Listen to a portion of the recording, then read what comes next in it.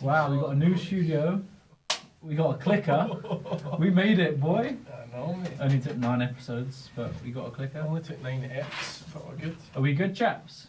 Yeah, just make sure it's a bit fisted away and then all good to go. Two fists in the other studio. Ah, wait, I see. Double fist. Right, good to go. Right, boys, welcome to... Sorry, that was a really flat start. Guys, welcome to episode 9.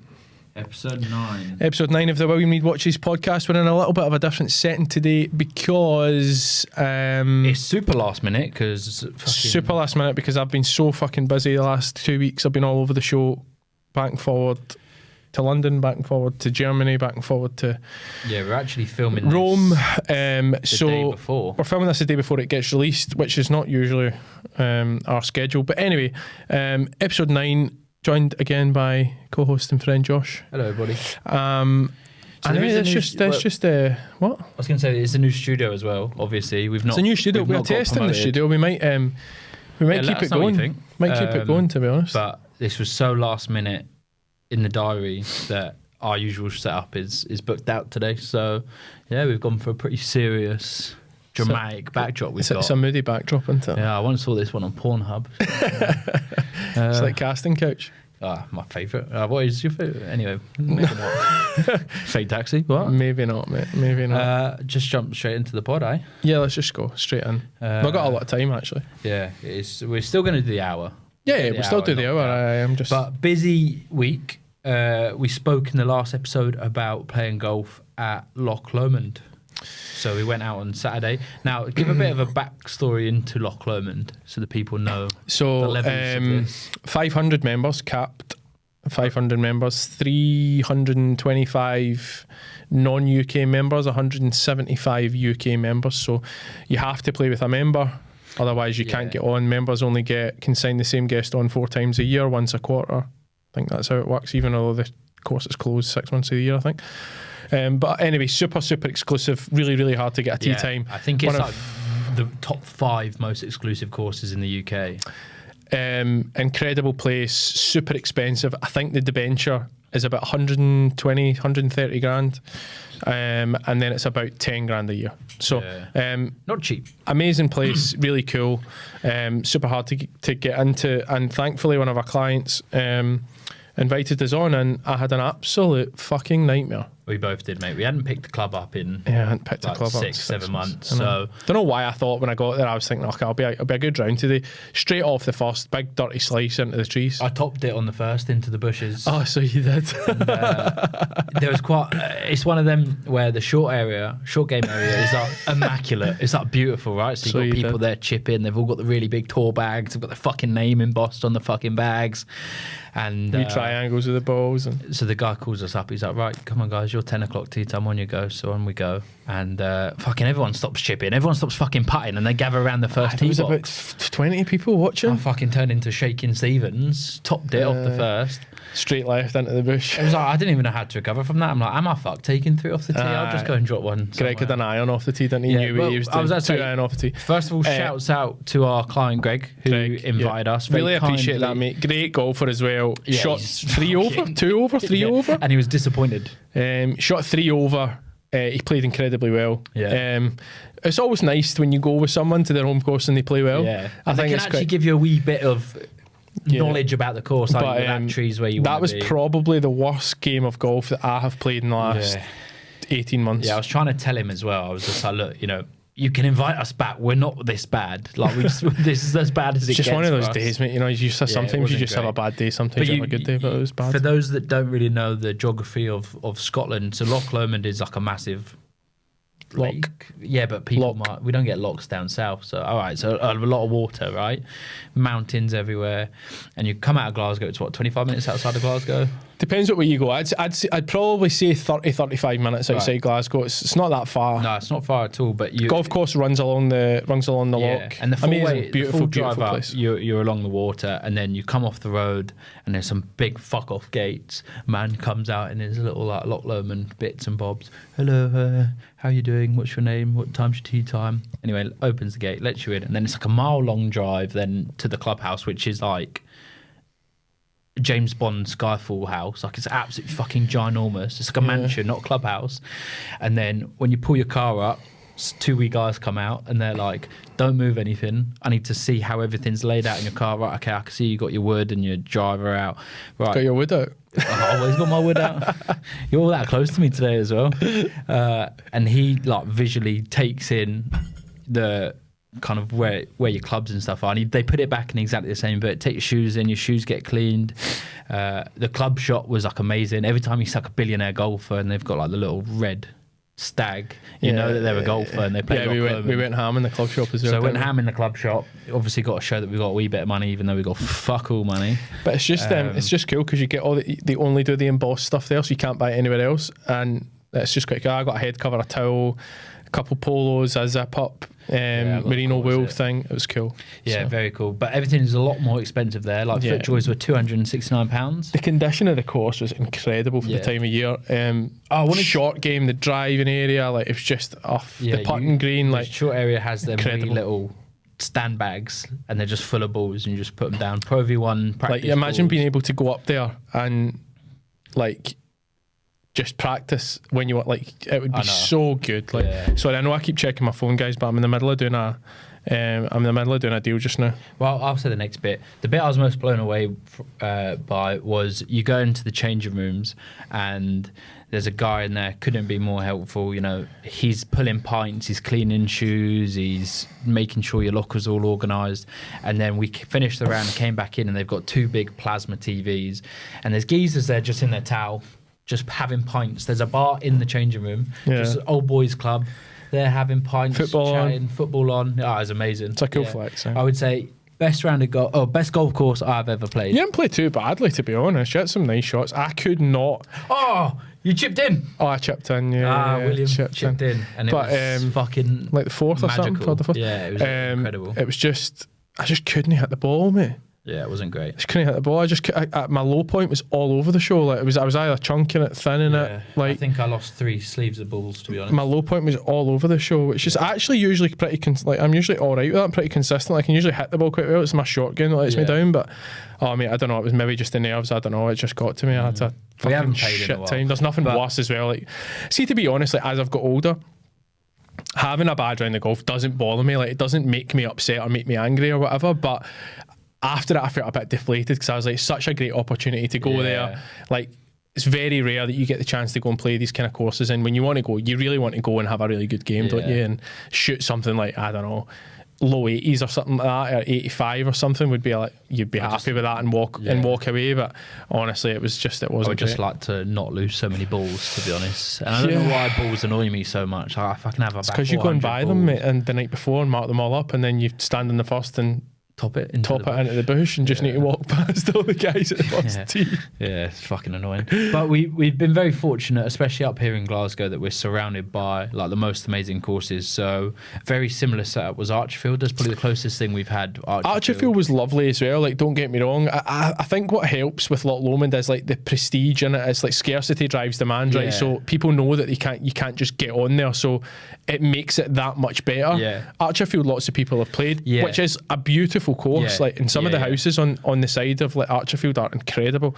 Like, the facilities there are great as well. Like, it's not to be sniffed at. It's very, very, very, very good. But I think Loch Lomond just has that edge because it's just magical. It just holds that mystique and that. But it's the service you get. So even at Archerfield, you pull up to the front and the guys are coming. They're taking out your bags. Right, we'll get them at your locker room. Don't you worry. Like, Archerfield's very similar in terms of service. Very good. We do enjoy Dundonald. So that's a links course. Slightly you don't get any of that service at Dundonald. No, you don't get any of that service. But that's like true links golf. And then fuck it, let's just call them out. Fucking Cameron House, you pieces of shit. I fucking hate the hotel. Fucking hate the spa. Hate the people that work in the fucking bar. You've not had great experiences, have you? The golf course is fucking diabolical. Mud up to your knees. I cannot stand that place. And I don't know why we keep going back as well. So if we've not got a tea time somewhere, there's always a fucking tea time at Cameron House. So we'll just be like, oh, fuck it. Can't be worse than last time. Let's go. Sure enough, it's always fucking worse. It's just like tee to green. It's like... Yeah, you pay... green to tee. It's like filthy. Yes, it's bogging. Yeah, it's not great. And it stinks of shit. It actually stinks of shit. I know, but that's not their fault. But like green to tee, it's dirty. Yeah. Like you come off that course and you're dirty, Yeah. which I don't love. But I mean, it's still like £120 per person, and you get into the club shop, the geezer's like, all right, yeah, okay, we'll just head up there. And then And the service isn't very good. Like Dundonald's really good because value for money wise, it's like 75 quid if you're 85 quid if you're a Scottish resident or something like that, 100 quid or something like that. And the course is immaculate 24/7. People are really nice. Pro shop's nice. Like the facilities are really good. Yeah. So Dundonald's the place you would go. It's getting harder now to get tee times because obviously the Americans come over. well, the Americans come over, plus it's the summer in it, and we've had the wettest start to a year, I think, on record for 10 years. So, but I think the difference is when you get up to somewhere and they just give you something like little bit, right? We're simple, us men, we're simple fiends, right? Get to the first day at Loch Lomond, they give you a little, at Dundonald, they give you a wee bag, a couple of teas, and a scorecard, right? Makes the world of difference. I've got And about 10 of those bags in the house. Yeah, you pay like 85 quid, and it's an unbelievable golf course. You go to Cameron House, you pay that much money, and you get treated like absolute dog shit. So They're just not very welcoming, I don't think. no, I think the that's the spa's falling problem. apart. The hotel actually had a refurb, and it's pretty good. And the hotel actually wasn't that bad. The service in the hotel was pretty bad. But anyway, I feel as if Cameron House has always been a bit like that for me, like fur coat, no knickers, really. Like beautiful it's what I setting, heard. amazing building. It just doesn't really quite live up to the. yeah. Glen Eagles would be its biggest competitor, right? And it's different gravy. It's just completely different. It's two different beasts. So Yeah, but it's funny because being from down south, when you tell somebody, you know, oh, I'm from Glasgow, a lot of the time they go, oh, have you stayed at Cameron House? Like, it's super prestigious for those down south, and actually it's just not great. But anyway, shouts out Cameron House. Fuckers. Never replied to my complaint email either. So, moving on. We'll go into some new stock, shall we? So, as William said earlier, it's been a fucking mental week. I haven't actually seen William all week. So I have him for about 7 hours today, and then he fucks off tomorrow, back next week. So we've been buying a lot, selling a lot. What's some key highlights you've got? do you know what? Actually, there's some highlights, right? We've done some great business the last couple of weeks, but there's been some bum clients as well. Not even bum, like the bum is the bum. I'm not Why going am I so negative? I don't know. You're quite negative today. It's that red light, I think, behind you. Fucking Satan over here. Listen, like, it's par for the course not to have a golf pun because we were just talking about golf, but when you're selling watches, unfortunately, sometimes you get clients that don't value your time and the effort you put into deals, which is a shame because I understand from a client's perspective how sometimes it can look very easy. You know, how easy is it to source me that watch and get it here and I can buy it? Like, it looks easy because we're supposed to make it look easy. We're not supposed to make it look hard. Yeah. So sometimes what comes with that is they don't value the time and the effort and the amount of connections you've used and your reputation that you've used to get a watch in front of them, you know, especially a super rare watch. So it's unfortunate. We had a client who had viewed some stuff before and didn't commit, who's an older guy and, you know, does well, quite well respected. And I don't know him that well, but he'd basically asked for a watch, which was super expensive, you know, £250,000 kind of expensive. And he basically said, yeah, like, if you get me that, like, I'll buy it, whatever. Now, like, usually we would take deposits to order something like that in, but I don't know why, like, on this time, I just really didn't feel like it was necessary. Plus, you also don't want to put the guy off the deal by saying, oh, we need, like, 10 grand before we can go and buy that for you. Like, it's not usually how it works. You also want to show that you're a serious outfit and you're not just... We're trying to make it as easy for him as possible. Absolutely, yeah. So you know, trying to look for this watch for a long time, eventually find the watch for him. This isn't something you come across. Super rare watch that we get it in for him. He comes to the office, we make an appointment, he comes to the office, he comes in, tries it on, falls in love with it. Oh mate, I love it, like everything that I wanted it to be. It's so much better in real life and blah blah blah. Done him a really good deal on the watch. Took a significant amount of discount off the watch because we'd originally quoted him on a brand new one, and we had then showed him one that was a year old but was still brand new, so it was a good chunk cheaper than the brand new one that we'd quoted him on. He was really happy with the price, didn't try and negotiate.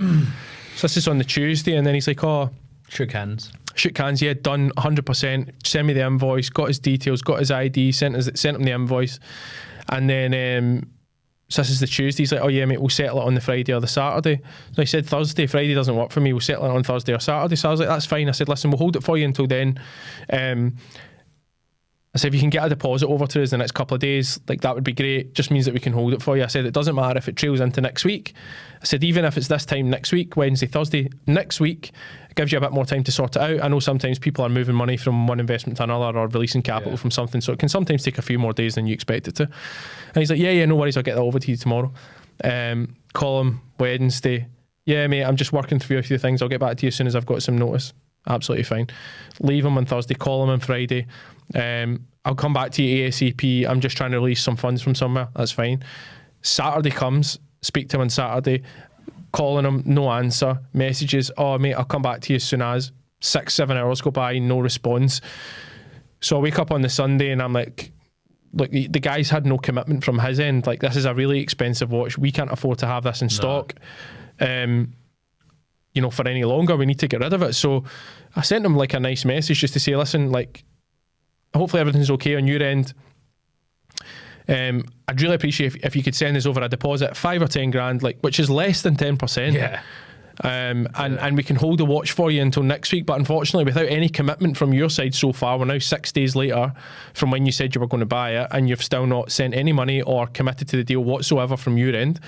I said, we're going to have to sell it. So I don't mind. I wasn't putting pressure on him, but I said, look, either way, if you don't want it, it doesn't suit you anymore, that's absolutely fine. Just let me know. The worst thing you can do is just go ghost and not respond. And sent him the message and just no response. Harry Houdini. Just disappeared. So we thought about doing a missing poster for him and putting it up all across the Glasgow, Scotland. But unfortunately, unfortunately, these things can happen. So he just came in, shook hands, done the deal, left the office, and basically never answered a phone call. Yeah, disappointing. And then even after that, I don't mind in those situations.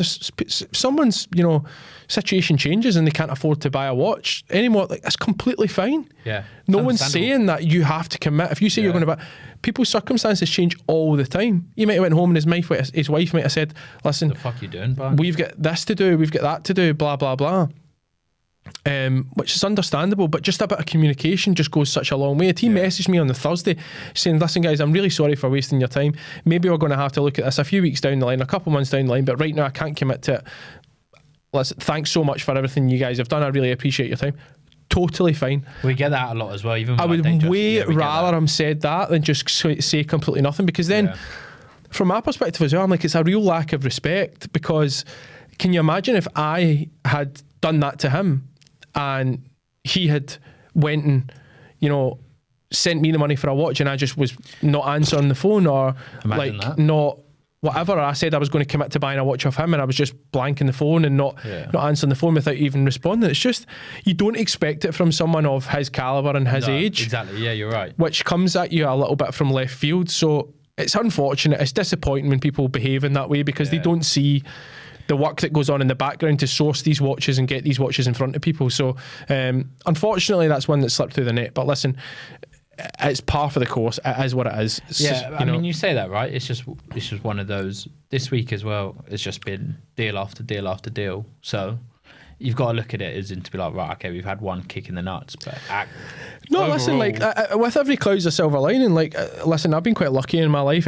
Anytime anything really bad's happened to me, good things have always happened afterwards. So, touch wood, things like that keep happening, which is good. But I mean, we had another guy this week who wanted to see 2 watches, 2 expensive watches. One's about 100 grand, one's about 90 grand. 2 watches that we had actually sold recently, 5968 and a 5990. We had sold both of them recently and he'd seen them both on our Instagram. He said, look, like, I'm really interested in buying one of them. I'd really like to see both of them, to try them both on just for size. Completely understandable. So obviously we've sold those watches now, so we no longer have them in stock. So I'm then going out and trying to find him a 5968 and a 5990, the same years as the one we had, put a deal together and get them both in front of him so he can make a decision on which one he wants to buy. So I've been trying to do it, the work that goes on behind the scenes, trying to get that, make it happen, rely on your reputation, rely on, 10 years of work in the business to get 2 watches in front of him. Supposed to come back up on Wednesday morning to show him them on Wednesday morning, and there's so many links in the chain that one of the links just didn't fulfill. So I ended up having to stay in London for a wee bit longer. Sent him a message to say, listen, I'm really sorry, is there any chance we can reschedule it? I'm away tomorrow, is there any chance we can reschedule it for the start of the week? And he just said, no, sorry, my time's valuable to me, and I can't reschedule it basically, so I'm no longer interested. I'm like, fuck's sake, like the amount of work, time and effort that goes into sourcing the watches in the first place, never mind buying them to get them in front of them to then help them make a decision on which ones, like you'll not be able to do that anywhere else. People just discount it all the time and just think that it's just this big. Well, again, I think looking at it from their point of view, they're the customer, right? So your customer service has to be A1, your timing has to be A1, your prices have to be A1, like you're of their disposal. So sometimes they think they're in the driving seat when, I mean, technically they are. Unfortunately, listen, it's just one of those things that happens when you're buying and selling watches. What irks me about it is Glasgow's a small place. You know, you're going to bump into these kind of people. Yeah. And different scenarios, if you know, at the football, at the golf, you know, it's just unfortunate sometimes the way that people, they don't waste your time, but they don't respect the amount of time and effort that you put in trying to make things happen for people. They just think it's, you know, this big fucking easy circus that you can just go and buy these watches and get them put in front of someone and they can help them make a decision. Like, but then on that as well, you had a very similar scenario yesterday, although it went more in your favour. You went and met a guy yesterday, you wanted to look at 2 watches, ended up taking both. So yeah, exactly. And guys like that, you know, they do what they say they're going to do. They come through, they look at the watch is always as it's been described. They're happy with the watch, tried it on, he loved the watch, paid for it on the spot, then asked me, do you have a Rose GMT? I said, yeah, I do. Went and got him that. Yeah, actually, I fucking do. Brought it back to meet him about an hour later. He loved that, tried it on, he said, yeah, I'll take that too. Paid for that on the spot as well. Bish, bash, bosh. And that was it. Like all in about 2 hours worth of work. So yeah, lovely jubbly. And then it was good. Cool pieces we've had in stock this week.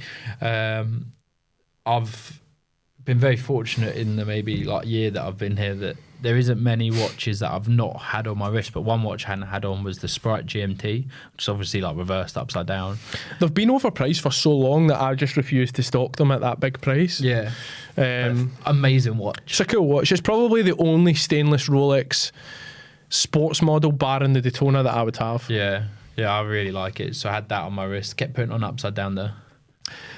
I know, it's funny. They've actually just turned the bezel? No, the dial upside down. That's it. Because it still sets like a normal GMT. Yeah, it's mental. So we had a Sprite in stock. What else have we had in stock this week? Fucking hundreds of shit. Yeah, we've had loads of stuff. 5711 Rose. Oh, yeah. Which went out yesterday. Couple of ladies bits we've had in this week. Yeah. 5968 obviously sold last week, which was great. 5168, which we've got in stock now. What else did we do? 6702 yesterday's Verev that we picked up for a client in London that we couldn't take any pictures of. It was quite cloak and dagger, not allowed to do any pictures or any details about that. But yeah, no, cool. Really, really cool stuff coming in at the moment, which is good. So and then as every cloud, mate, people waste your time, good things happen after it. So. And then, I mean, the podcast was always a good idea, maybe at the start of the year, because there'd be maybe a couple of days where we were like traveling in the week, but actually we could figure out a date and a time for this. But it's got to a point now where we're here, there and everywhere. We're both like, mainly you're here, there and everywhere. So actually even trying to sit down now and get a podcast is like super hard. So last week there was we sold a Pepsi basically. William went down. But this was all super last minute. You're in London anyway. The guy said I wanted a Pepsi, but we had half the shit for the Pepsi up here in Glasgow. So William was like, right, basically what needs to happen in this scenario is you need to get a train first thing to Manchester. The guy lived just on the outskirts of Manchester. Meet me in Manchester. I'm going to get a train from London. Meet you in Manchester. We regroup there. We bring the two bits that we need for the watch, and then we'll get a train. We'll get an Uber, whatever, to get to. This is the problem, mate. Some of my stock's in London. Some of my stock's in Scotland. So then someone calls you from the Midlands, and then you need to get. You're like, shit, the box and the papers are in Scotland, the watch is in London. I need to join the two in between. So it can be difficult. So that's basically what happened. And sorry, I'm just in the middle of doing a deal just now. I'm just trains, planes and automobiles. It literally was that. So I think you'd originally flown down, then you got the train out, I got the train down, and then I met William at a hotel and was like, right, cool, we ready to bounce? And he was like, no, we're fucked. Like, have you not just been at the station? I was like, yeah, 2 minutes ago. He's like, all the trains have basically been cancelled, there's strikes or something's happening, but we can't get back to Glasgow tonight. So ended up renting a car in Manchester. The whole process was about 20 minutes. Walked to the car place, rented it, a big red fucking Renault or some bollocks that the steering wheel was at your knees. And then we had to drive to said neighborhood, which was like beautiful, the most amazing big houses, driving to like a private estate, big fucking gates. And there we are in this red Renault, making ourselves look like a bunch of helmets. So that was funny, but it was the only option because the trains were cancelled, so there's nothing we could have done. It might look all glamorous on social media, but really we're driving around in rented red Renaults. So. It was a Peugeot 1006. 2008. It was the Peugeot. No, it was it was 2008 Peugeot. You're right, it was. No, it was a 1006. Peugeot 1006. I'm pretty sure it was a 2008. Nah, because the Peugeot 106 used to be a car. Have a steward's inquiry. It's now 1006, but listen, it's 3 hours to get up the road to try and get a deal done, and then sized the watch for the guy and everything was done, and he calls us yesterday and it's just like, oh, I need it to be a one link bigger. We're like, mate, you're in the Midlands. It's not that easy. But yeah. So. And then we were in the gym last week, and you're quite flat today, mate. I'm not flat. You're on your phone. I'm talking to myself here. I'm having to, mate. I'm in the middle of doing something. Right, well, I can't. But you are quite flat. I'm not. I'm sweet, mate. Fucking sweet. We're in the gym last week. It's these chairs, mate. They make you relax a wee bit. I'm pretty erect right now. Yeah. It's not a Mars bar in my pocket. We're in the gym last week. It's a walnut whip. Sometimes you hear some conversation. We already said that we go to like a fucking mental gym, right? The people. Some of the convos in that gym are hilarious. But yeah, I actually don't really listen to too many people's conversations, but he picks up on it and then he goes, "Oh, you listen to that?" And there was this conversation the other day, and it was just like, what can they talk about and how much shit can they chat about it? And they were talking about the whole YouTube boxing, social media boxing, whatever you want to call it. But the whole conversation was a bit of an eye opener, to be honest. And I think anyone that, if you go to the pub and watch a big fight, every single bastard in the pub turns into a boxing critic, right? Yeah. It's one of the hardest sports to compete in.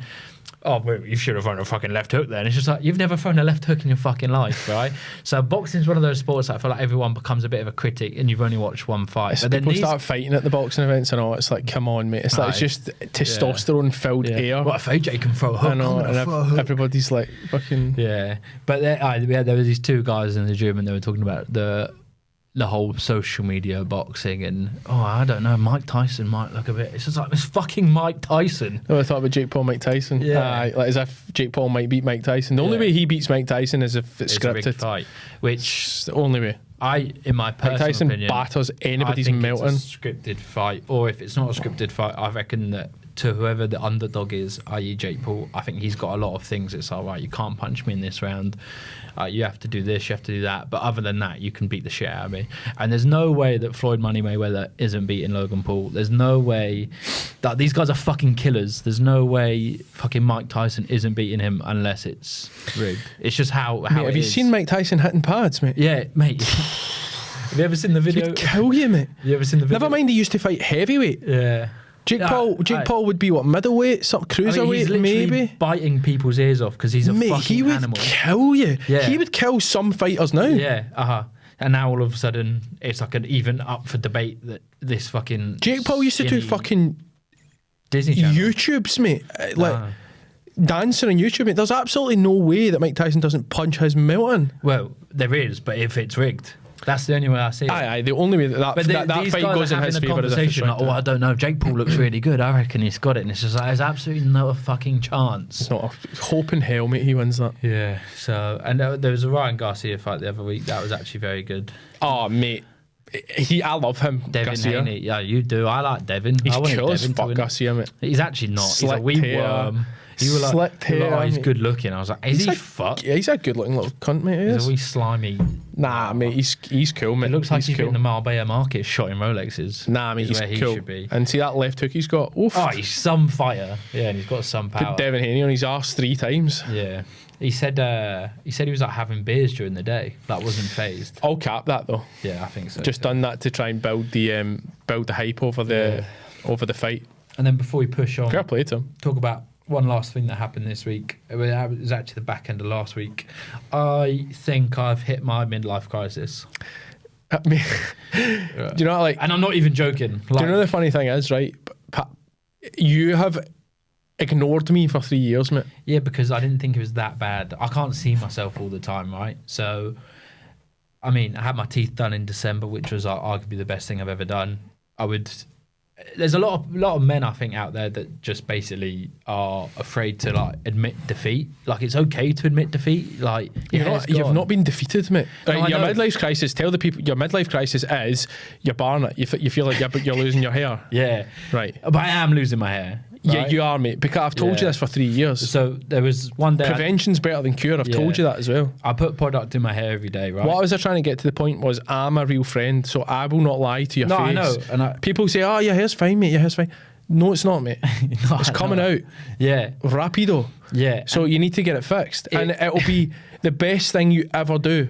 Yeah. If you get it fixed, and your confidence will go from fucking there to there. Like, Yeah. it'll be the best thing you ever do, and I will go with you. I'll hold your wee hand while you're getting it done. I think I'll champion it, mate. I think it's the best thing you'll ever do. Yeah. And I've been telling you to do it for 3 years. Not because I think you drastically need it, because I don't think you drastically need it. But Yeah. prevention's better than cure. Like, if you look on there, it looks fantastic. I'm looking at the monitor now. I can see my hair. I've got a full head of hair, right? But reality is, it goes way back. Listen, mate. It's not even that. That's the least of my concerns. Is your mum My bald? Because you crown. get your hair from your mum. Mum's side. No, my mum has hair. Does she? What was her dad or hers? He's not. Is there got an awful baldness in lot that of hair. family?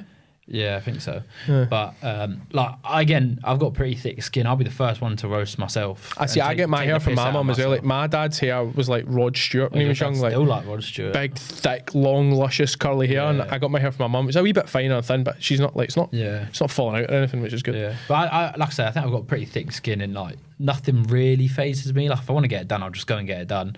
But I think it was Nah, that you were bit of shitting yourself yeah. the other day. I think it was the realization. lies. So, like, a few years ago, I noticed it was falling out. How did you Changed my notice you were doing shampoo. your hair and you looked down? So I didn't have any, like, every day I put product in and put the same shit in my hair every single day, and it's like somewhat fine. Cum, innit? Yeah, just not in my hair. Brill cream, that's basically nut. No, it's not Toffee even Brill apple, cream. you do your hair in the morning. But I hadn't had any product done. I had a hat on all day, took it off, and I was in the bedroom. Oh no, sorry, I was in the bathroom, and I look in the mirror, and I had like a bald patch like on my head that I've never seen before because I had product, and I was like, no, like my eyes are deceiving me. So I like moved my hair, fucking wasn't going. So I got my phone and took a photo of it, look at it, and like it was terrifying. Like, it is a scary thing to see because I didn't think it was like that bad. I know. I knew it was bad, but that was like. I know what you mean. I Pretty know what you fucked mean. up. I know. Thankfully, I've So- never really had that happen to me, but I can. I know it might. It must be quite I saw you the next heart-wrenching. day, and I was like, bruv, like, I've hit the wall, like I'm fucked. And he was But like, listen, what are you talking about? it's fucking easy fixed, mate. You build this thing up in your head that this big, massive thing. It's actually not, mate. It's like a couple of hour procedure. You go to Turkey, you get it done, you come back, you're bald for 3-4 months, you wear a hat, you've got a few wee red marks in your head for 4 or 5 weeks, then all of a sudden your hair goes back and it'll be the best thing you've ever done. So, any people watching this that want us to shout out your hair transplant and give I'm us gonna a vlog it. sweet discount, then I'll vlog it as well. You vlog it. I don't give a shit. But whether I go Turkey, whether I go to here, whether I go down the road, I don't know. But But they say you're going to get your tits and your BBL done at the same time. well, I hope he could take my fucking bit of my tit out or my stomach and put it on my cock or something. I could do every inch helps, you know what I mean? So, yeah, that was the moment of realization this week, and it was a scary thing to happen. Well, listen, but it still looks good. thank you. You're not at the stage where it's starting to look ridiculous. It So doesn't- as long as you do it now in the next year, Yeah, it will be done. then no one will even notice. So if you see us doing the podcast and I've got a hat on for like 6 months, Yeah. you know why. But I had my teeth done and I thought my teeth were the best thing I've ever done, and I still cheaped out of that. So Yeah. Turkey, here we come. Yeah, Fucking trip to Antalya. But that was it for like the weekly recap. In fact, no, we'll jump into one more thing. Sorry, we'll talk about the whole Met Gala. So the Met Gala was like 2 nights ago, right? Yeah. The first So- Monday in May. Yeah, that's right. It's the first Monday in May. But I never really realised what the Met Gala was. I just thought it was a big dick swinging event, right? I mean, It's it just is. like, yeah, which essentially it is. But it is. Well, I've got it here. When do you The think Met you'll get Gala our is invites an for you? annual fundraising gala held for the benefit of Metropolitan Museum and Art Costume Institute in Manhattan, right? So it's hosted in New York every year.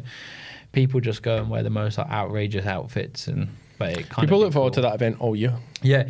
It's the hardest invite to get. Have you never seen the Anna Wintour documentary about the Met Gala? So Anna Wintour holds the invitation list, the guest list. Stuffy old boot her. Yeah, she is a wee bitch. Excuse me. So she holds the invite list. So basically, the only way you can go is if you get invited by Anna, basically. And it's the same people kind of every year. A few new faces get popped up. It's interesting. Few people don't go. You see them go once, and you actually never see them go. And you're like, oh, wonder what's happened there. Yeah. So it's always interesting. But You want to talk about the watches? yeah, so it's a big flex basically. So the Met Gala is like one big flex for the watches. So saw some super special pieces. We'll go into a few of them. You let me know, yay, nay, if it's any good, if they're shy. So yeah, we'll go. Dwayne Wade, obviously big in the NBA. He came out of a Cartier Santos on a leather strap. Yay and nay. Yay. Yay. Corey Gamble's in the Patek Philippe 5160 500G Grand Complication. Unfucking believable. Yeah. His watch collection is off the scale. But do you reckon that's all from Chris? Chris is just like, don't you worry. Don't know. He was a music manager, wasn't he, before? He probably had some cake before, but He's actually a dickhead. I don't really like him. Do you ever he's see got some sick watches. Yeah, so he pulled out in that. Donald Glover, a.k.a. Childish Gambino, he had a Cartier Roadster. Cool. You hate him anyway. Barry Keoghan. Oh, the guy from Aye. where he was drinking the cum out of the bath. Pardon? That's what he was in, was it the film? Right, I don't know. So what's it called? The film he was in? I know what you do. I never watched it, but is that what he's doing? What was the film called? Fucking, I don't know. I didn't watch it, but I kind of know. Right, what it's that's about. Anyway, he had an Omega DeVille Prestige. Dog shit. You just hate him, so you're going to say that. Sebastian Stan in the Cartier Crash. Yes, here for that. Big watch. Brooklyn Beckham in a, how do you say it? Piaget Polo 79. It's like really dainty on a gold, thin vintage. I thought it was fucking ugly. Not totally against it. We're sticking to the Piaget. You've got Lil Nas X, who had one from Analog Shift. No, not for me, that one. No. Seen that. Usher, your boy Usher, Yeah. had Jacob & Co. the Ruby Billionaire. 10 out of 10. I mean, how much is that watch? It's in the millions anyway. 10 out of 10. Didn't actually know they made a ruby version. No, did I've seen them do the diamond one and the It is yellow. outrageous. You see it on his yellow wrist. diamond it's one. Fucking crazy. He wouldn't have bought that though. He's probably been given that to wear. Yeah, maybe. Incredible. But not something that anyone could wear. Jeff Goldberg, one of the coolest men in the industry. Is that the guy with the grey bit in his hair? Yeah, super cool guy. Tiffany Cocktail 2-hand. No. Oh, okay. Miss. Ben Simmons, who had a Patek Philippe 7968 300R, and he had that with a Tom Brown briefcase, which also told the time. I'm here for that. Yeah. Yeah. I'm not sure about the Tom Brown briefcase, to be honest. That was a little bit questionable, but that's Is it Thom Brown or Tom Brown? I don't know. Tom. Tom. Thom. But that's the red one with the diamonds, right? Yeah. Cool watch. Yeah, super cool watch. Super expensive too. Michelle Yeoh, who had the RM 0701. Yeah. Very cool watch. She's got incredible watches, that woman. Yeah, she does. Incredible collection of stuff. I think- I've seen her wear men's watches before. I've seen her wear a Baby Nadal before, Yeah. which is one of my favourite RMs. Well, I don't even know her background, but I've always seen her with RM. I only know her through watches. Yeah, she's always got cool watches Yeah, on. always RM. My personal favourite of the evening was Serena Williams in the AP Sand Gold. She's AP ambassador, Royal though. Oak. Sometimes I think it doesn't count. Where? If you're an ambassador for a brand, Still they're the going to coolest watch They're to going to be give. They're going to give on you the that cool red stuff, carpet. aren't they? It's a bit cooler, I think, if you're like not an ambassador and you just go and get got one. something really cool. Yeah, so but yay or nay? Oh yeah, absolutely. Yeah. Yeah, super cool watch. Jeremy Strong, who was in the RM UP01, which is like the super thin. Yeah, I do like that. Yeah. Not something that I probably would have, but if I had the budget for it. Yeah. But yeah, no, it's nice. He creeps me out when I see his face. He's Why? like a creepy old man. And the last one, Chris Hemsworth in a Chopard Alpine Eagle. No, Yeah. the name of that watch just tells you everything you need to know. Sounds like a ski equipment. Yeah, but it's one big dick swinger event.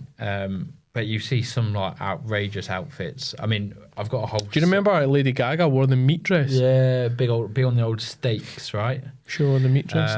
But then we'll keep to the celebrity theme of watches, right? Who do you think's got the best watch collection from like it doesn't even have to be an A-list, just like a celebrity? There's some key highlights I've put, but you've probably got some better than me.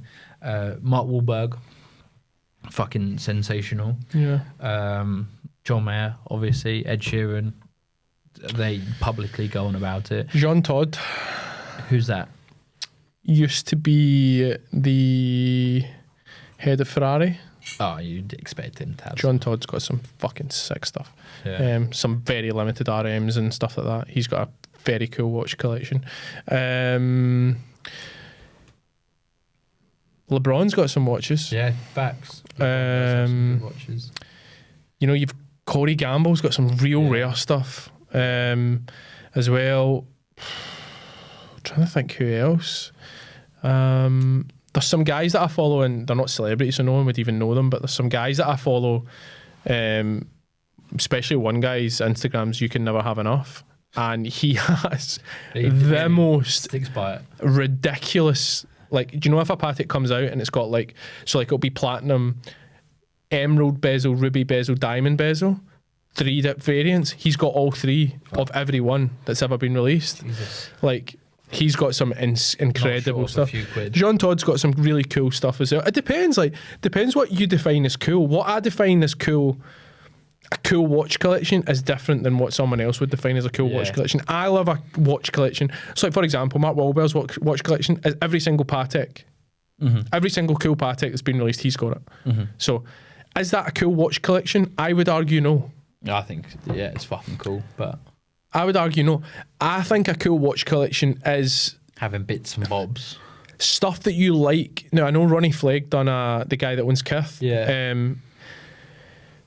Done a thing with Hodinkee recently, didn't he, where he went through his watch collection, and every kind of watch had a bit of a story, and he bought that because of that, and he's got the 3 open work double balances from AP. He's got the black one, the steel one, and the rose one, and I loved the story of his collection.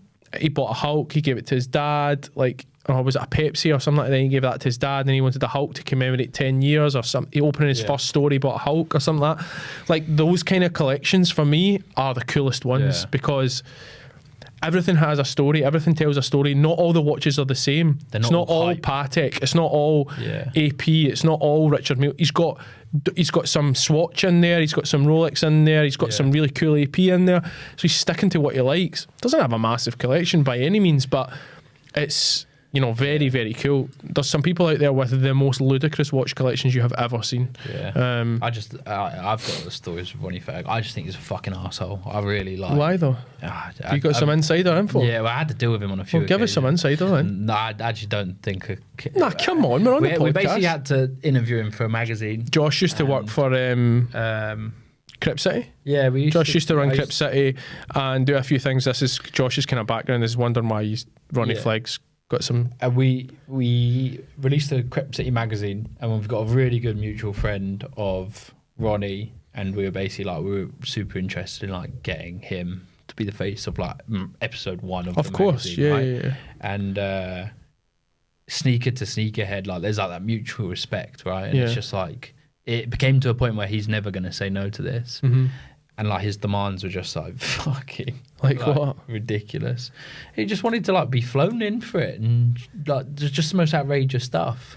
Wow. And you're not allowed to speak to him directly. You've got to speak to his agents. But we're going through like one of his best pals, who's like the most down to earth, most sound guy, who actually then turned out to be a wee rat bag as well. But let me just say that Jay-Z's watch collection is incredible. Who? Jay-Z. Oh yeah, Jay-Z. Well, you'd hope so.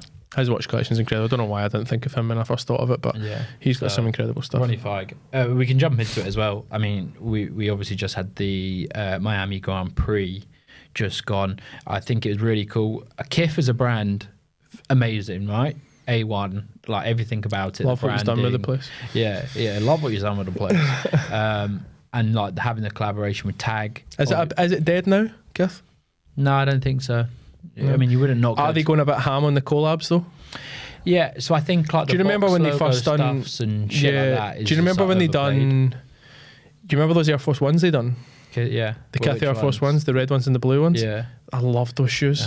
They were so NYCs or cool. something. And did they do like a turquoise pair as well? So with Ronnie and Kith, there's two lines, right? It's either a Kith collab or it's a Ronnie collab. Ronnie, being Ronnie, he takes the best ones and he calls them the Ronnie Fire collab. And then there's a Kith, which is basically like the fucking Clarks and the random bits of shit. So a lot of the Ronnie shoes are the best. The best Kith collaboration, in my opinion, which I hear talks that they're getting re-released before the end of the year, is the Air Force One linens. So they're like the beige crochet material with like pink piping. One of the best Air Force Ones ever to be I've created. seen them. Never had them in my collection. Always wanted them. Apparently they're coming out this summer. If they are, they will be in my hands. I don't. Oh yeah. So Kith did a collaboration with Tag, which in my opinion just looks like loads of different coloured watches. I see Max Verstappen wearing one of them. Yeah. I think they look pretty shitty, to be honest. And I'm not just saying that as an anti-Ronnie guy, but I actually don't think it's like a cool watch. I know, neither. But I really like the branding and the whole thing. So obviously, Miami Grand Prix, they've basically taken the Tag logo and like integrated it with Kith, and then that's on the cars. It's on like everyone's jersey. The branding's cool. Remember they done the M cars, the M3s and M4s? Yeah. Again, I think was it just M4s actually? Might have just I been think M4s. it was just the M4. But the Kith collaboration and the branding is fucking tremendous. Like the only person giving him a wee bit of competition on that is Amélie Dior, and Teddy is like Ronnie's best friend. So basically they just sit there in their fucking New York high rise, just plotting away together, wanking each other off and scheming up plans. But yeah, the two of them, between them, are fucking incredible. So, but in the Miami Grand Prix, obviously Lando took the dub, which I was delighted Lando, to love see. to see that. Yeah, I like first Lando, win. man. I love Lando. It's A first great win. character. Yeah, love to see it. Yeah, I was super. I thought it was going to get super emotional. I just love to see a storyline that isn't predictable for F1. Yeah, and I'm really looking forward to next year and into 2026 when the new cars come. Yeah, because there hasn't been a lot of moving about in F1 for like the scandal of people moving. Obviously, Adrian Newey's just left Red Bull. Lewis is going to Ferrari. Carlos is obviously out of a seat. So then there's talk of is it Audi that could be getting a car? Audi's coming in. But they've been like testing cars for fucking like 6 years or something. Yeah, it's 26. I think they're coming in, but. So it's now becoming the world of unknown, right? There's a lot of movement. No one knows drivers how are it's moving. go. Head of technical directors are moving. And I seen an interview with Lewis Hamilton last week or the week before where the interviewer asked him, "Would you like to work with Adrian Newey?" Adrian Newey's been with Red Bull like for years, and obviously that's been Hamilton's biggest rival. And he's like, "Of course, like I respect what Adrian Newey does," and blah blah blah. So he's like speaking about him in glowing terms, which tells me, from a media perspective, there's a link there for Ferrari. Ferrari have potentially got to be looking at him. Who's the coming Johnny in? Who's doing the Ferrari now? The bald guy, the Italian. No, he's not Italian. No, he's not bald. German. The guy with the loads of hair. He's not got loads of hair. He's like the director at Ferrari at the moment. I know who you mean. Can't remember his Big name. guy. Good character. Yeah, I he's like a good him. character. But he as well, basically said that he was celebrating Lando's win at the weekend. he was. Had the McLaren hat on backwards. Yeah, that's so. He was. Yeah. I like him a lot, and he basically came out this week to be like, well, I don't know if I'm going to be at Ferrari. I might be, which I'm really enjoying, but I also might not be. So he's throwing kind of spanners in the works. Just need to wait and see, don't you? No one really knows what's going to happen. We saw some pretty cool watches at the Miami Grand Prix. So we had Lando take the win. He had on the RM6702. Yeah, cool watch. Yeah, very cool. Watch. You see what Ed Sheeran had on? Did he have on the John Mayer? He had on the new John Mayer AP Crystal Sky or something. I might have it here. Yeah, Crystal Sky. So super cool watch. Super cool watch. That's cooler watches, isn't it? No, John Mayer's the GOAT, man. You just love John Mayer. Yeah, right? that's true. And then just another watch that we saw a celebrity have on this week. Did you see Tom Brady? Yeah, the one of one. Yeah, so he's got a roast out on Netflix. Probably going to be a load of bollocks. I'm probably not I going don't to know why watch people it. do it. I don't get that, mate. Yeah, I don't know. The career comes to an end and everybody gets in a room and just shells you for an hour. Yeah, and it's not even that fun. The watch was incredible. Salmon dial, like salmony, So that was yellowy it. dial, So baguette it was bezel, and it says Tom Brady and the Royal Oak, AP Royal Oak. AP Royal Oak, self-winding tourbillon with a salmon dial and diamond baguette dial. Yes, with his Yeah, name. it says Tom Brady in the dial and it's got a baguette bezel as well. Yeah, So Lovely watch. Shouts out Tom Brady for having a sick watch. Lots of people actually thought that was a sapphire bezel when it first came out. People were trying to figure out what it was, but it's not. It's a diamond bezel, one of one. Yeah, super cool watch.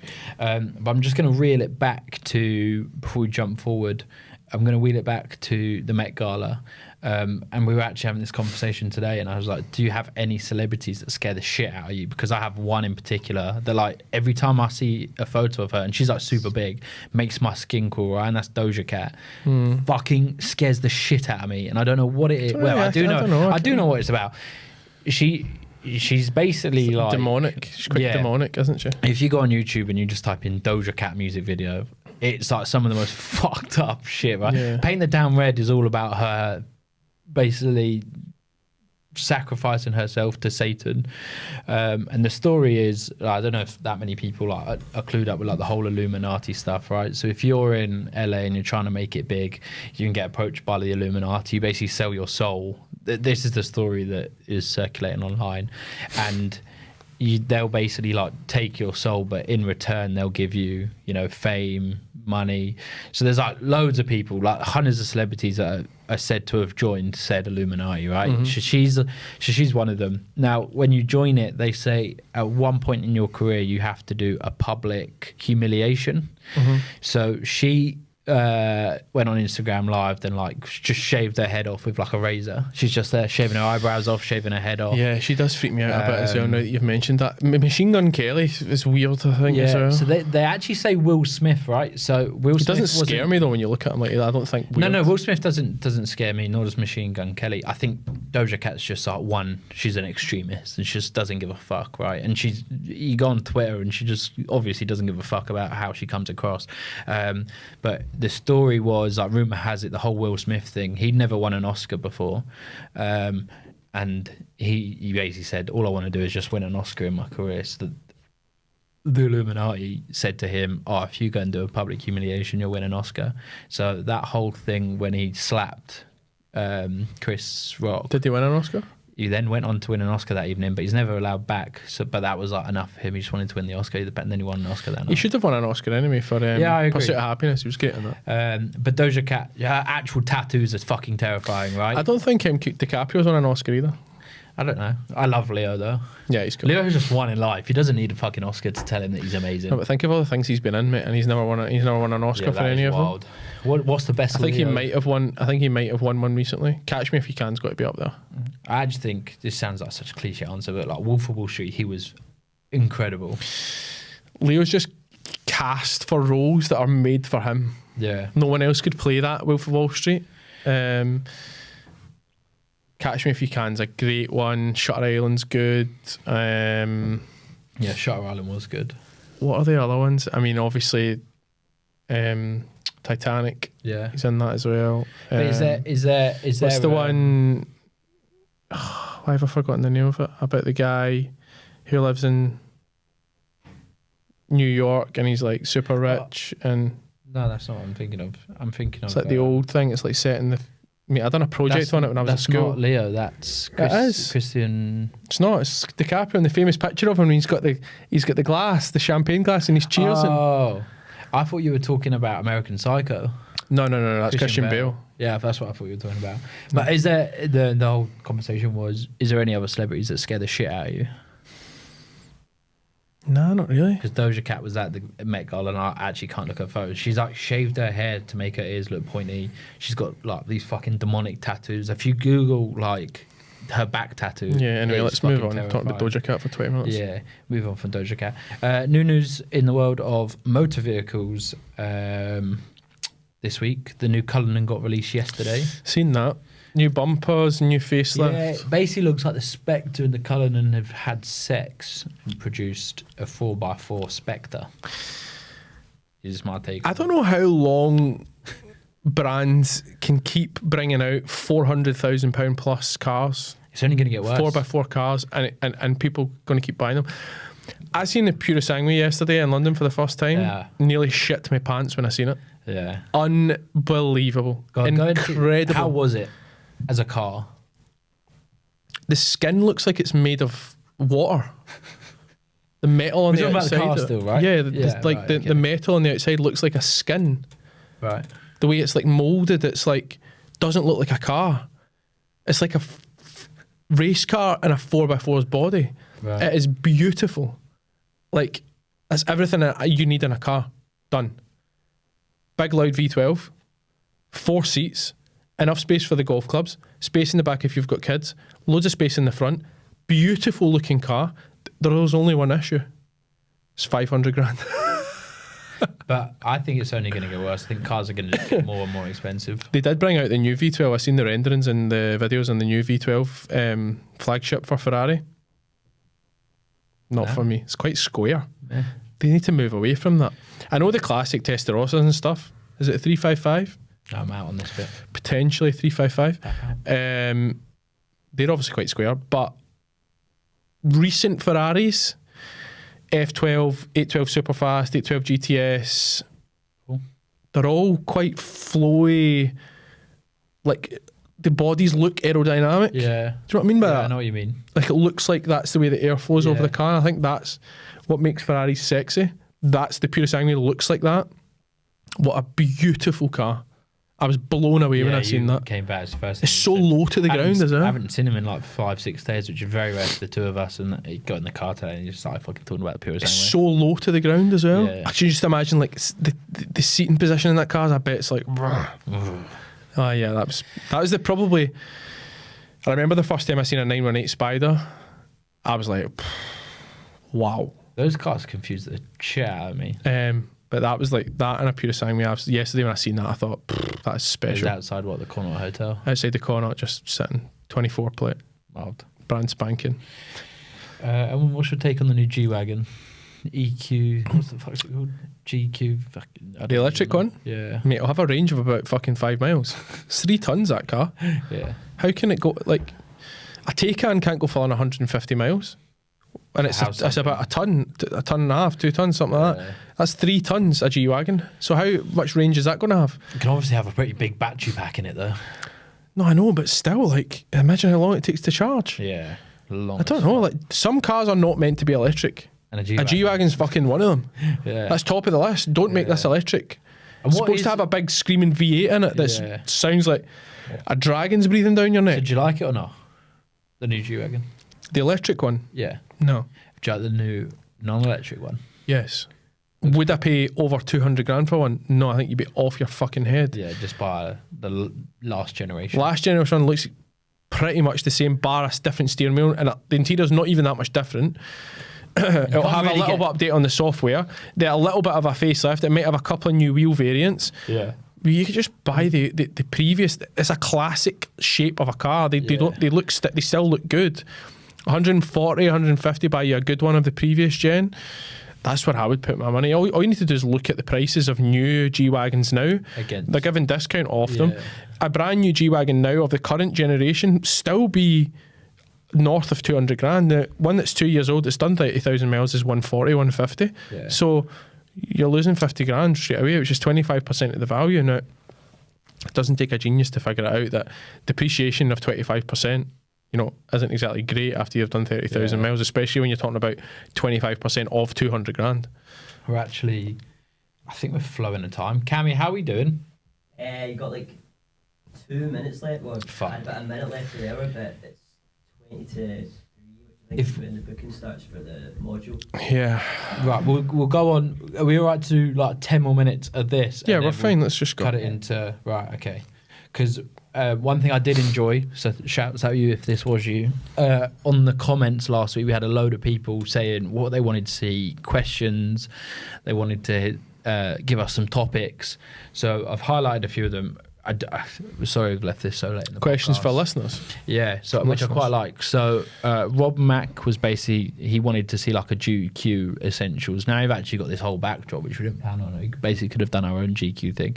So why don't you just give me like day to day, or if you're going on a weekend away, like what are you packing in your bag? Me. Yeah, Essentials, right? yeah. Clothes. Yeah. I think go with like maybe some skincare, or like what's in like a wash bag, and then like No, because I'll be here Clothes that forever, can- mate. I'll do the clothes. Because you have makeup, you have mascara, and you're fucking lippy. No, I was just fucking be here forever trying to explain to everybody everything, the single thing that I take with me. A charge bar is number one. So you have to take a charge bar with you because my phone runs out every 5 minutes. Clothes, black jeans, grey jeans, some form of trouser, and a pair of joggies. Right. Active trainer, something that you can kind of double as If you go to the gym or if you want to wear gym, or you could go out a walk with it with joggies on. Yeah. Wear like a smart trainer that I can wear out at night, something like a Brick Owens or a Cole Buxton or something like that. And then if I'm just being total essentials and I'm not planning outfits or whatever like that, white t-shirt, grey t-shirt, black t-shirt. Yeah. 2 of each. A hoodie? A jacket? I just always pack one of my Cuba jackets. Green one, black one, they go with everything, dead easy to wear. If it's cold, I'll put a hoodie on, grey hoodie, black hoodie, whatever. Yeah. It's just always, and then you can build like white t-shirt, grey jeans, white trainers, black t-shirt, black jeans, white trainers, you know, grey t-shirt, black jeans, white trainers. You can make 3 or 4 or 5 different outfits from the same thing. Yeah. So that would be my essentials. You just need to invest in good t-shirts. Yeah. Good white blank, a good black blank, and a good grey blank, and 2 good pairs of jeans, and a nice pair of trainers. I don't know why, but I start sweating a lot these days. Maybe again I'm hit by midlife crisis, mate. Can you wear a grey t-shirt? It looks like I've been fucking running a marathon. I know, you do get that. Fuck. You done that the other day at the golf and you had a burgundy top on. I can see it through you. It's not looking good, bro. No. Struggling. So yeah, shouts out Rob Mack for the comment and the topic.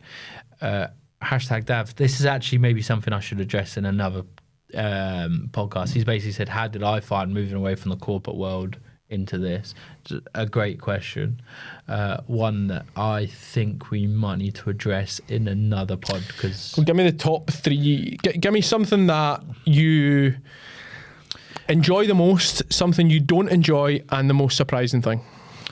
I think the flexibility, right? So when This is what you enjoy the most. yeah, when you're in the corporate world, you're going in, you might have a couple of meetings, but you're sat down, you're at your desk, and you're wearing a suit every single day. This one, it's almost like you don't really know what's going to come next. I'm hanging about with my pal all day.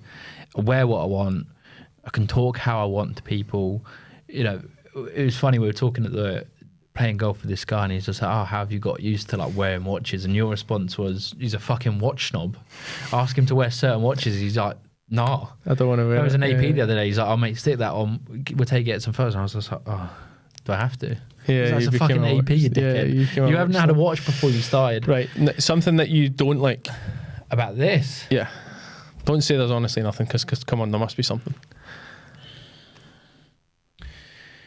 I suppose it's scary, right? There's an element of danger in this.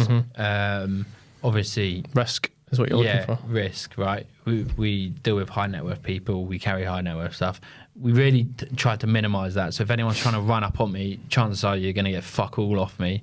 But there's you get that whole element, right? We deal with high end stuff, so that scares me. When you're working in corporate, there's a lot of security around it. I mean, it's just the 2 of us, right? So I don't really need that much security. But in terms of like, with my corporate role, right? So I worked for the 7th largest employer in the world, huge HR department. If someone fucking tapped me on the shoulder, I wasn't happy, I could go and speak to them about it. You've got a certain amount of holidays, that's covered. You've got, I don't know, there's things in place that just protect you. Someone calls me a cunt, right? Well, in that case, I'm going to get you fired, right? There's things in place that protect you. Obviously, here it's just me and you. You're HR, you're my boss, you're my pal, you're fucking everything. It's just the 2 of us. Yeah. So like that. Not that I don't enjoy it. This job is almost like how you describe like winning a lottery. Like, and I'm not saying that because you're sat next to me. It's like a once in a lifetime job. So the most surprising thing now, give us that. How hard it is. Yeah, really. Yeah, I said that in the last podcast. I was like, this guy just fucking swans about. He reaps all the rewards, he's out golfing, does whatever he wants, and like, I'm here slaving away.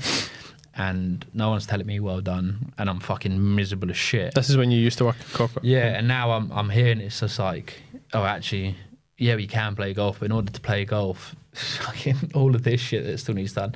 And again, that's the beauty of it. If it's a nice afternoon, we've done our shit, William's like, right, we'll go and grab a beer, we'll go golfing. Although you never come for a beer, mate, so that's an absolute lie. Well, we've also Josh hasn't left the house in 4.5 years. We've also spoken about this on a podcast. If you say, Josh, you want to go for a beer? Yes, I'd be obliged to go for a beer, maybe two.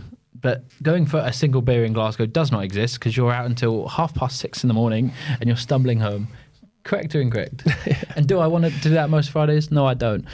We'll do one more topic, right? It was thank you. That was #Dav, who comments an awful lot. I just thought I deleted all the podcasts then. That would have been good. The last one, right? Last one, we're getting the nod anyway. Thoughts on end and cruise in Glasgow, right? So... Someone's asked that. Yeah, someone's asked what. This is Who asked? Calzo. So Calzo, he comments a lot and watches Calzo. a few other channels of ours as well. Okay. So thoughts on The porn one. which is the Brazzers one that we've got, the Brazzers account. Thoughts on end and cruise? Honest thoughts. Yeah. In terms of men's clothing, End are miles ahead of where cruise is. Yeah, I think with End, though, you go into that shop and it's got the same shit every time you go in. It's very rare they have That's an the update problem on about stock. shopping in Glasgow. That's not End's fault. Yeah, that's just how it is. That's just what sells in Glasgow. Yeah. So that's why End is that way and why Cruise... I have a bee in my bonnet with Cruise because they done me dirty. Yeah. So I'm not even going to comment on them. But End are miles ahead in terms of menswear. Women's wear could be a different story. But I don't buy for women, so... Yeah, no, End definitely. I like the staff in End. Like even today, we went in and we didn't. Well, actually, we did end up buying something. You ended I bought up two buying pair of something. trainers, Yeah, mate. you did. But a lot of the time, we can go in and we could be in there 45 minutes and we're just chatting to people. It's just Yeah, a nice it's a good vibe. environment. It's a good vibe. And they've got a bit of everything. They've got homeware, they've got accessories. Whereas Cruise is just pretty much it's got shoes and it's got clothes and that's Yeah, that's it. right. Anyway, we're wrapping this up. Thanks, guys. That was episode 9. Yeah, every episode's getting quicker and quicker, which is quite strange.